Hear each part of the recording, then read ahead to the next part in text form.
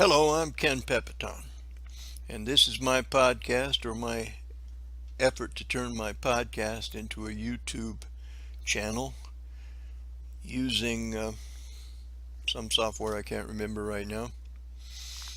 I just finished watching the Alabama-Georgia game. Best football game this year, I suppose. Mythic in its archetypes. It's, grown-ups playing war for fun. It's a more civilized kind of war, I suppose. And on this channel, we're going to talk about ideas that old men are supposed to talk about when they get old. We're not supposed to act like we never learned anything in the 70 or 80 years we're on the planet. We're not supposed to act as if technology has left us behind and we are the ones who, oh crap, we screwed it up. We lost the Vietnam War. We caused the 70s. We caused the 80s and the 90s, and 9/11 was probably our fault. In 2008, they took all our money away. We didn't have anything left to give to our children but the hope that this is still America, and we the people have more power than we the people have ever had before, because we don't have to put a soapbox in the village square and stand up and scream.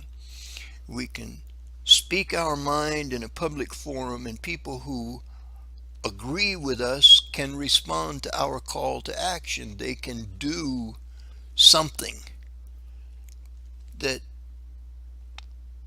they may not have believed people can still do. They may have thought you have to have permission to have a television studio in your house. No, you just need a cell phone and something sensible to say. I am sure that there will be people who will disagree with much of what I say, but I'm going to try to say what I know to be true and what I know to have gotten me through several bouts of certifiable insanity. I mean, I have lost my mind on more than one occasion. And we'll talk about that in the future. This is a channel about being old happily in the American Southwest. And I hope you get on board and enjoy some of the conversations. We're going to talk a lot about Jesus because I tend to be a Jesus bomber, in the sense that there's a proverb that says, "He who troubles his own house shall inherit the wind." And I always thought that was a bad thing. Then a couple of years ago, I practically went insane again, and a friend of mine at church said to me, "You should go home and ask God to show you all the lies that you believe about Him or anything else." That was about July 22nd, 2016,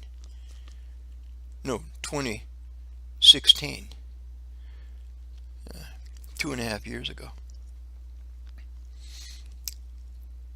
I challenge you to do the same thing. Whether you pray or don't pray, check your own beliefs. What do you claim to know that you honestly know you do not know? And you honestly believe the people who told you that they knew didn't know either. See, my life has taken a weird turn. In 1993 or 95, sometime like that, I wrote a book called The Seed of the Dream. And that book basically taught me how to live the next 30 years of my life successfully. And I mostly ignored it.